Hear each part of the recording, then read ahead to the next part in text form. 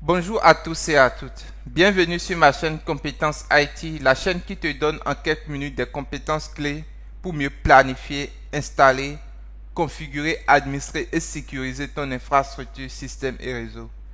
Pour cela, que tu sois étudiant, technicien, ingénieur ou responsable dans le domaine de systèmes et réseaux informatiques, cette chaîne est faite pour toi et te permettra d'acquérir des bases solides pour bâtir une meilleure carrière professionnelle.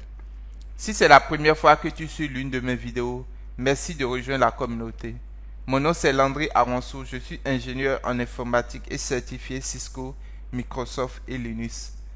Nouvelle vidéo dans laquelle nous verrons ensemble comment créer des utilisateurs, groupes et rôles IAM sur la plateforme Amazon Web Services. Pour sécuriser ces ressources informatiques, l'une des bonnes pratiques capitales est de respecter le principe de moindre privilège, qui consiste à donner uniquement accès à ce dont un utilisateur a besoin pour effectuer son travail. Et ce principe de moindre privilège est aussi appliqué aux ressources AWS, permettant de créer des utilisateurs et de leur attribuer des accès nécessaires uniquement pour réaliser leurs différentes tâches.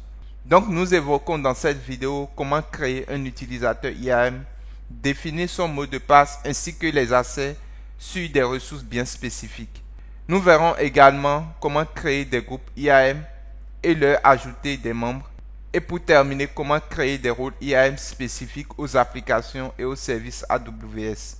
Cette vidéo est également tirée de ma formation intitulée Certification AWS Cloud Practitioner, composée de plus de 70 vidéos où je t'accompagne à obtenir ta certification AWS Certified Cloud Practitioner qui justifiera et approuvera ta compréhension générale en matière de cloud computing et d'Amazon Web Services.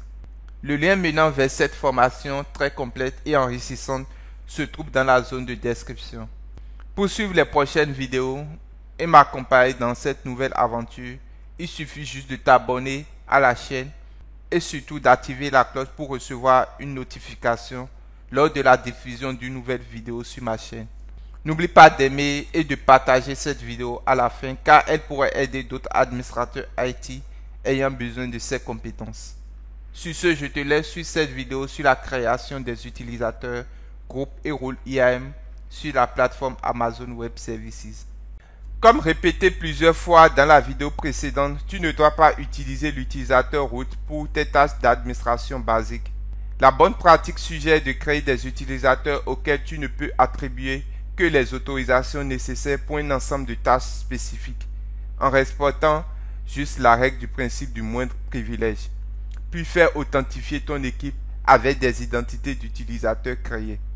Donc pour cela, faisons ensemble un cas pratique pour créer un utilisateur IAM et lui attribuer des autorisations limitées. Donc ici, je me rends dans un premier temps au niveau du service IAM. Et une fois au niveau du tableau de bord IAM, clique sur Utilisateur. Puis clique sur le bouton Ajouter un utilisateur pour pouvoir créer un nouveau utilisateur. Donne un nom à cet utilisateur. Dans mon cas, je mets Steve. Puis sélectionne un type d'accès AWS. Ici, nous avions deux types d'accès, à savoir l'accès par programmation qui te permettra de créer un ID de clé d'accès et une clé d'accès secrète, alors que le second type, à savoir accès à AWS Management Console, te permet de créer un mot de passe pour te connecter à la console d'administration AWS. Donc dans cet exercice, nous allons sélectionner accès à AWS Management Console. Et puis sélectionne le bouton radio mot de passe personnalisé. Puis entre ici ton mot de passe en suivant la stratégie de mot de passe que nous avions définie précédemment. Laisse la case réinitialisation du mot de passe nécessaire, ce qui obligera l'utilisateur à créer un nouveau mot de passe lors de sa première connexion. Donc tu peux cliquer sur le bouton suivant autorisation pour continuer. Sur la page définir les autorisations, sélectionne l'onglet attacher directement des stratégies existantes. Ici au niveau de la barre de recherche entre EC2, par exemple, et faire défiler la liste jusqu'à ECD Full Access qui se trouve ici. sélectionne-la. Donc cette stratégie permettra à ton utilisateur de pouvoir créer, lancer et de détruire des instances EC2. Donc tu peux cliquer ici sur le bouton suivant, balise pour continuer. Tu n'as pas besoin de créer de tag pour tes utilisateurs, mais sache que cela est très important pour pouvoir garder une trace sur tous les contenus de chaque utilisateur une fois que tu remarques que ton compte devient de plus en plus grand et évolutif. Donc ici, nous allons mettre une clé unit et comme valeur, nous allons mettre EC2 admin. L'idée ici est que si tu souhaites ajouter un autre utilisateur pour gérer uniquement tes ressources S3 à un moment donné, dès que tu crées son compte, tu pourras lui ajouter un tag ayant pour clé unit mais pour valeur S3 admin. De là, tu pourras traquer chaque utilisateur. Donc clique sur suivant, vérification, continuer. Et ici, sur cette page de vérification, tu as un récapitulatif de tous tes paramètres définis. À savoir ici, par exemple, la stratégie gérée par cet utilisateur, son nom, le type d'accès et un mot de passe qui a été personnalisé en fonction des exigences définies dans notre stratégie de mot de passe. Donc, une fois terminé, après vérification également de la balise de tag, tu peux cliquer sur le bouton créer l'utilisateur. Donc ici, tu verras apparaître, très important, une URL à laquelle ton utilisateur pourrait accéder pour se connecter avec le nom d'utilisateur Steve dans notre exemple et le mot de passe qu'il aurait défini lui-même. Pour mieux comprendre la syntaxe de cette URL, sache que le numéro au début de la partie adresse est ton numéro de compte AWS. Tu peux également toutefois envoyer un email à chaque utilisateur nouvellement créé comportant les instructions de connexion. Maintenant, si tu souhaites créer un administrateur principal pour remplacer ton utilisateur root pour l'administration quotidienne, tu dois sélectionner la stratégie Administrator Access qui fournit suffisamment d'autorisation pour effectuer la plupart des tâches administratives sans exposer ton compte à des risques inutiles.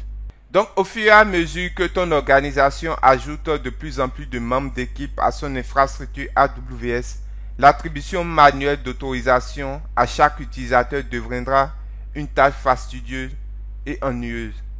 L'utilisation de groupes pour administrer les autorisations associées à plusieurs utilisateurs par lot peut permettre de faire tout cela beaucoup plus efficacement. Par exemple, tu peux avoir un groupe appelé EC2 admin et un second groupe S3 admin.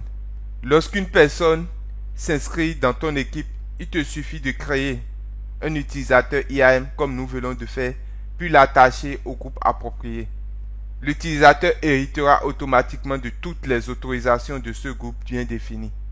Et si à un moment donné tu dois ajouter ou réduire les autorisations du groupe, la modification du groupe lui-même appliquera instantanément les modifications à tous les membres du groupe. Donc passons à un cas pratique en affectant plusieurs utilisateurs à un groupe IAM.